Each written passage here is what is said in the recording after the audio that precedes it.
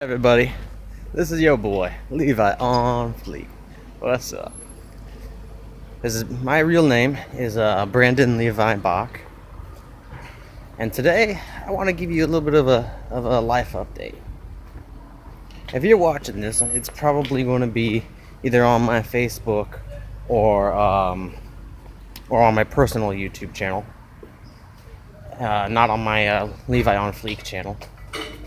And the reason for that is because I want to show you who I am today and have you compare it to who I was back then. So let me give you a little update. As you can see, I have new glasses. I just lost my pair of glasses this past Sunday, so a week ago today, and I had those glasses for 14 years. I got those glasses on the first year of high school, and I'm 28 years old now. So for years I didn't wear them. Like something like 10 years or so, I didn't wear them. Like after high school, I left. They became outdated, so I left them in my parents' place in Morgan Hill. And then a couple years back, I lost my glasses. So I just decided to wear those glasses, and I was wearing those for like, I don't know, a year and a half or something like that. So a total amount of time I was wearing them 3 years, but I had them for 14. And those glasses were they were very sentimental to me for a while, and it got me thinking of who I was when I got those glasses and who I was when I lost those glasses. I like who I am today. You know, it's there's good reasons for it. You know, there's many good reasons for why I like who I am today. I'm clean, you know. I don't smoke or anything like that. I'm intelligent, but cleanly intelligent. You know, that's a big difference. Before, a few years ago, I was highly intelligent, very genius level, but my whole brain was very, very discombobulated. I was developing so many scientific theories at the same time. I was mixing up my mind so much, and to the point where there was times where it literally hurt my brain. You know, they say that there's no way to hurt your brain because there's no nerve endings in your brain. Well, that may be true and all. Maybe there are no nerve endings like that, you know, to cause pain like that.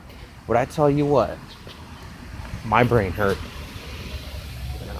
You know, you could try to back that up by you can try to counter that with any scientific evidence you want. But I remember what it was like. My brain hurt from it a lot, oftentimes a lot. That on such an immense level, you couldn't. There's no explanation for it. There's no reason behind it. There's no logic behind it. It was highly intense pain that sometimes even caused me to have strokes, multiple strokes. You know, at 20 something years old, having multiple strokes. That's who I was. That's what was happening to me. And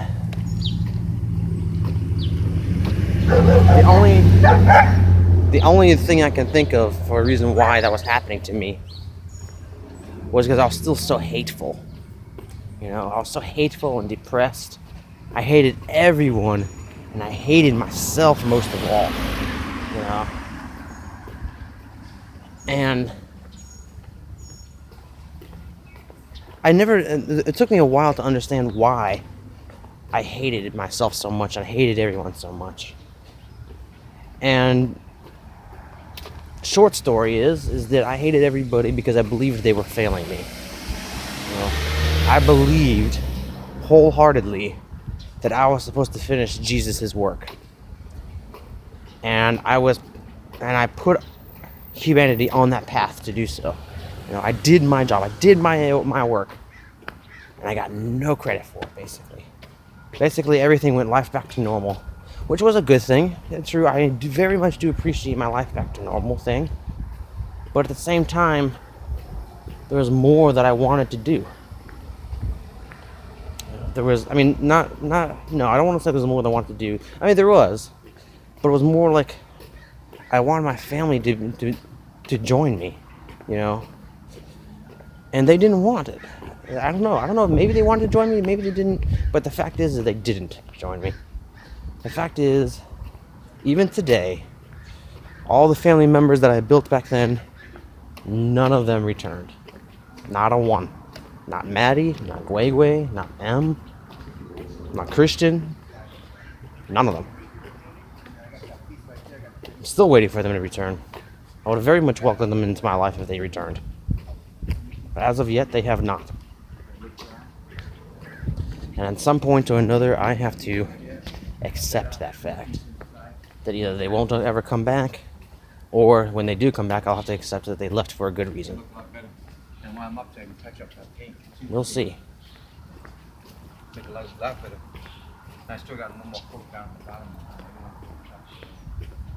This video will probably be a long video, because there's just so much on my mind that I want to discuss.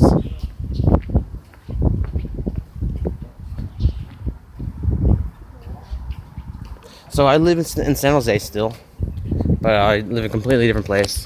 This is the trailer park homes that I live in. I live in one way down there that we passed by a little while ago. Way back there. Can't see it from here. But as you can see, it's a very nice complex, you know. All these are well kept. It's very homey, you know, I like it. I get a good rate. The rent that I pay is pretty good. So I'm gonna stay here for a while.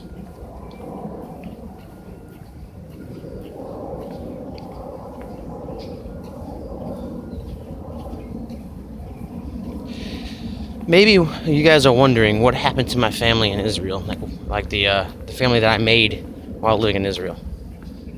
I'm also wondering that. I know some of them came to California at some point, but as far as I can tell, none of them stayed. I think a couple of them actually got degrees at SJSU, but they didn't come back to me. They tried to. I do remember a couple of times they tried to, but I turned them down because I was in such a horrible state of mind at the time.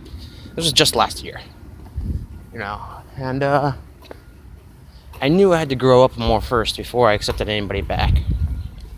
And now I have grown up, you know. I've been with my boyfriend for just over 6 months ago now. June 30th was our 6 months anniversary. And it was a nice anniversary. But yeah, it was. I have grown up a lot. I know there are still some flaws in me. Not nearly as many as there used to be. Not nearly as many as there used to be. You know, I think one of the flaws that I have is my stubbornness. You know, I'm not willing to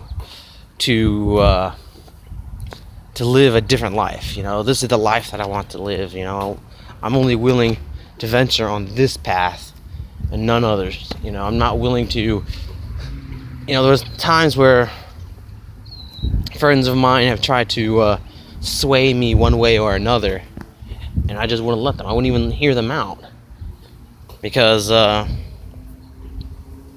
was dishonest, you know? Like, my life has an insistence upon being as honest as possible, you know? And it's done me quite well. You know, ever since I've been dishonest, I've been getting better and better and better at living, and better at being happy. And I'm just not willing to let go of that. You can call that a weakness or you can call that a strength. Either way, I'm not willing to let go of it. You know, I'm not willing to let go of who I am. So if my family members do come back, they'll come back to the person that I am now, and they will know that I'll always be this person. No matter what happens to me, this is the person that I am now. You know, they can come back and they can stay for 10 years, and 10 years from now, it'd still be the same person that I am now. You know, they could stay for 100 years and still be the same person. Because I am who I want to be. As much as I can be, I am who I want to be. Now, do I have the things that I want to have? Do I have the career that I want to have? Not yet. But I'm on the path to having that. I'm definitely on the path to having that. And I don't have the family I want to have. Whether or not I'm on the path for that, I have no idea. I've always said that there was two paths for us. There was a path for where you all returned, and we started to build heaven on earth, and there was a path where you all chose not to return. And eventually, that path, the one where you don't return, usually turns into hell on earth. Eventually, a very, very, very long. Eventually, we're talking 10,000 years or more. Sometimes it's real quick. Sometimes it's a real quick transition from what we are now today to a hell on earth. Sometimes it's within a few decades. But that only happens when I feel so betrayed, like physically betrayed more. How do I explain that? I mean, yes, I do feel betrayed right now. If you were to ask me, do I feel betrayed by my family and by humanity, I would honestly have to say, yes, I do. But I don't feel it in the depths that I felt it last year. I do feel it, but not as much as I used to. Now I've kind of accepted my life. I found inner peace again. So in the timelines where I maintain inner peace, it takes thousands upon thousands of years for hell on earth to be built when my family doesn't return. In the timelines where I don't have the inner peace, it happens so quickly. There's nothing I can do to stop it. It's like that's something to discuss. Oops, that's not a good camera angle. Let's try this one. That's a little bit more light. Okay, let's see here. Okay. That's something to discuss.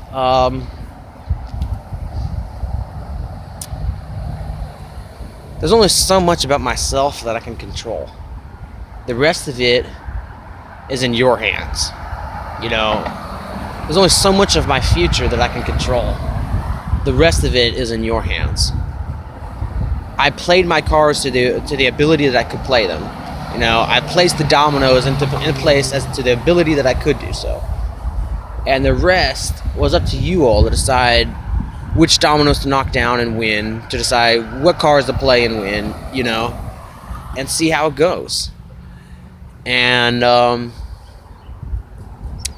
play the game honestly, even in my dark times. Even in those times, I had a high amount of honesty at heart. I was that dark because I wanted to be that dark. I wanted to show you the absolute depths of darkness. And I don't feel that way now. I have no intention of showing you such darkness. Never again. I don't ever want to show you that kind of darkness. And I hope you never want to show me that kind of darkness. Yes, that darkness existed. I'm not going to say it didn't. It definitely did exist. But I don't want it to exist anymore. I also don't want magic to exist anymore. Those of you who use magic,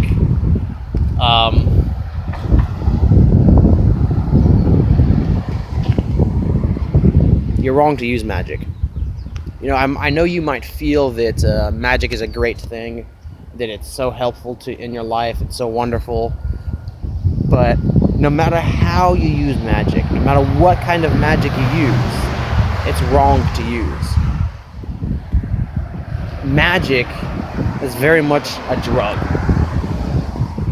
You can call it whatever you want, but the fact of the matter is that it's a drug. It's a drug that has very practical use. It's not like meth, where meth is very highly addictive, but doesn't really have a practical use. Meth is just overall highly destructive. Whereas magic is hiddenly destructive. It's just as addictive as meth. If those of you who use magic know what I mean, it's hard to not use it. If you try to go the rest of your life without using it, like I do, you'll find a very, very, very difficult time getting used to that. I was able to get used to it because, for the most part of my life, I didn't use magic anyway. So I was able to transition to not using magic anymore. But once you use it, it's hard not to use it. Because it's so easy to use. It makes life so easy. It's like trying to tell yourself not to watch television ever again, or not to play video games ever again. Which, for the record, I pretty much don't play any video games at all. Like, last time I played any video game at all was with my boyfriend 6 months ago. So it's for the same reason. Video games are secretly addictive. They don't want you to know that. They'll tell you that video games aren't addictive, that they're not habit forming, and all that, la la la la la. And they'll tell you, oh, you're just being one of those helicopter parents if you think that video games are the cause of problems in society today. Blah blah blah blah blah blah blah. But the fact is, video games do have a highly addictive component to it, and they do cause a lot of problems in I'm not gonna say it's a lot of problems in society. It's more like it causes what's the word? It makes it much more difficult for you to fit in with society. It makes you in order to fit in society, you have to interact with society. But when you play video games and stuff like that, you don't want to interact with society. You have a much deeper desire to just continue to play video games all day long, and before you know it, your whole day is wasted. So with Magic, it's very similar. With Magic, you have to manipulate people, or items around you, or things around you, to get them to use Magic. Magic is highly manipulative. It basically, you can choose to either have free will or have magic. You can either choose to believe in everyone's right to free will, or you can choose to believe in magic. If you use magic, no matter what, you are manipulating somebody's will. You are doing it against their will. You might not intend to do that, but that is the consequence of using magic. The absolute consequence. There's no way around it. No matter what kind of magic you use, no matter how well you think you're using, no matter how much good intention you think you have, I guarantee you are manipulating somebody by using magic. You are causing damage, psychological damage to be precise. Sometimes you cause physical damage, but almost always it's not physical damage. Almost always any physical damage you make will just be magically fixed, as we've seen many times, But psychological damage is a huge component to using magic. And it can be a very hidden and subtle damage so that you don't realize it's happening, or it can be very, very obvious. For me, it was a combination of both. There was a lot of very obvious damage when using magic. There was a lot of very obvious damage.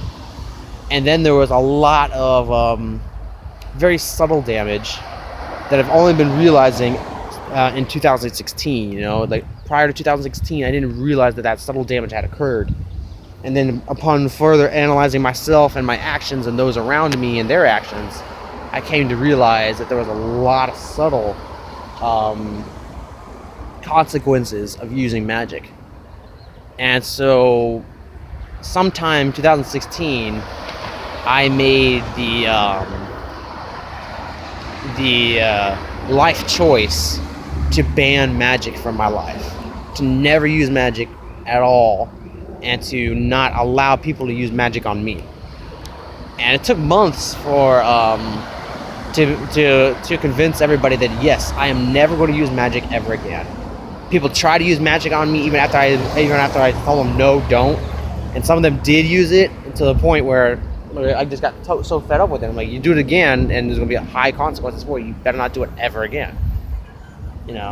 And I don't know what it is that convinced them to stop, but sometime in 2016 they stopped, and nobody's used magic on me since. 2016 marks the last time. Sometime in 2016 was the last time it was used upon me. Hi there.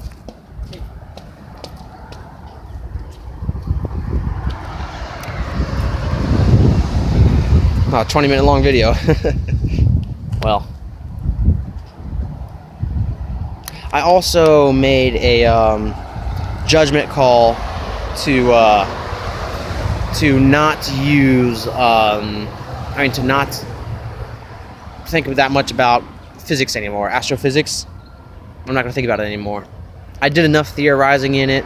I got what I wanted out of it. I learned what I wanted to learn, and now I've moved on. It was causing too much psychological damage, and I couldn't relate to the ordinary person. The ordinary people don't think that deeply about that stuff. They think a lot about it. It's a fun thing to think about.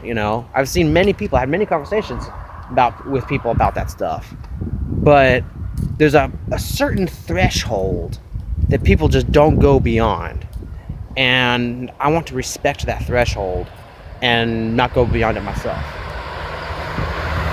In fact, even just this conversation, I would say, goes beyond that threshold, and so I'm not going to go deeper into it. I just wanted to state my positions and then move on. I don't want to get into any details about the use of magic that I had, or what magic people use upon me, or what level of astrophysics I am not willing to dive into. Okay, essentially, it can simplify is anything to do with time traveling. I don't want to discuss. I don't want to experience anymore.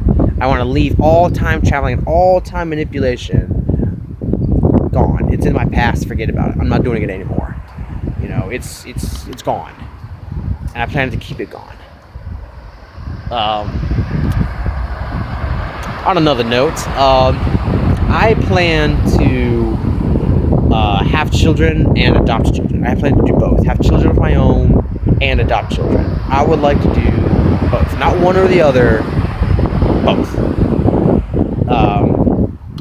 I've been thinking about it for a while, for more than 2 years now. And I really do want children. I think that children would be a good thing for me. I think that being a dad is something that I should really do. I think it'll be the best use of who I am. The best way to spend my life is to become a dad. Now, regardless of whether or not my family returns to me, I think that's what I'm going to do anyways. I remember telling Gray that if she never returned, then I would never have children and I would never marry. That I would just stay single and alone for the rest of my life. But fuck that. I'd rather be happy. With or without them, I'd just rather be happy. I'm not going to let that stop me from being happy. I'm not going to let everything they did and everything I did to them and all that past stop me from being happy and living the life that I want to live. I made that decision months ago, and I've been living up to that decision more and more and more so each and every day. That's been the biggest change of my life, is that in many respects, it does not matter whether or not they return, because I'm still going to live the life that I want to live. It's just a matter of whether or not they want to live it with me. I hope they do. I honestly hope they want to live that life with me, and they choose to come back, because that will make our plans so much better. But I'm still going to build my life. I'm still going to have my home among the gum trees, as I'm always fond of saying. You all remember that. That's still my favorite song. Been listening to that for a little while recently. That's the kind of life I want. I don't want to have it alone. That's not what I want. I would like to have a wife, and have kids, and just raise them in a good life like that. Maybe not necessarily in Australia, but that's an option. I don't know.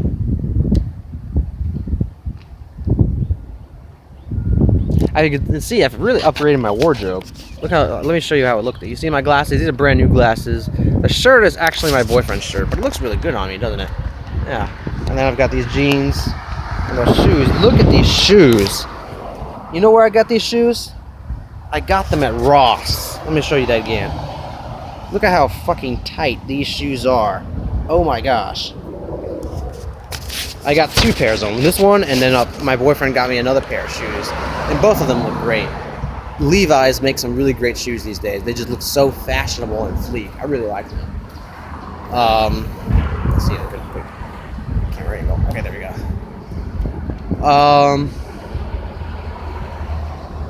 I like the way my fashion sense has developed.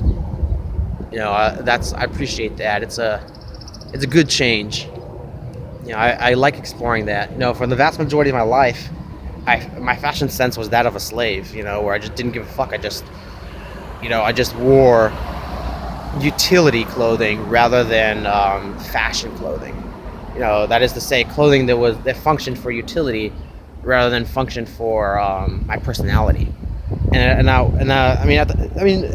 sense, considering how I would consider myself to be just a tool of mankind at that time, it did suit my personality back then. But I'm not a tool of mankind. That's not who I am. Maybe you could argue that I was back then. Maybe I was back then. But I'm not anymore. Now, do I still want to become king? Oh, that's the next thing to discuss with you guys. Yes, I do still want to become your king. Eventually. That won't change. My plan is to become your king. You know, I will make that happen. It's just a question of when. Not if, but when. Now, I did say that if they do not return to me, that I won't put myself on the path to become king. And I'm fairly adamant about that. But if my life really does develop so well without them, I will still consider becoming your king. You know?